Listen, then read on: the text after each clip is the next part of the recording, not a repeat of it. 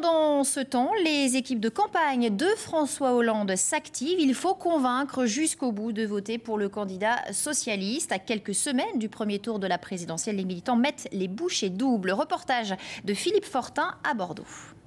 Bonjour, Michel Delaunay, je suis la députée du territoire et je vous apporte, si vous le souhaitez, le programme de François Hollande.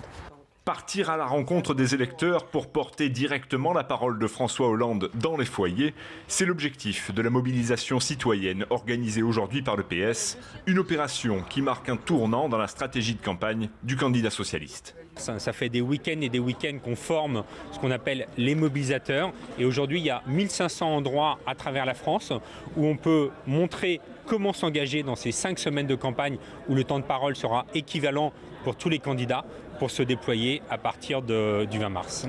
Depuis le début de la campagne, les équipes de François Hollande ont été très présentes sur Internet et les réseaux sociaux. Mais si le numérique est aujourd'hui devenu indispensable, rien ne remplace pour autant les bonnes vieilles méthodes. Tout ça est complémentaire. Vous savez, c'est comme le livre ne sera jamais remplacé. Eh bien, le contact direct ne sera jamais remplacé, du moins je le souhaite. Autrement, c'est Big Brother. En porte-à-porte, quand notre cible c'est les abstentionnistes de gauche, on arrive à convaincre un abstentionniste de gauche sur 14.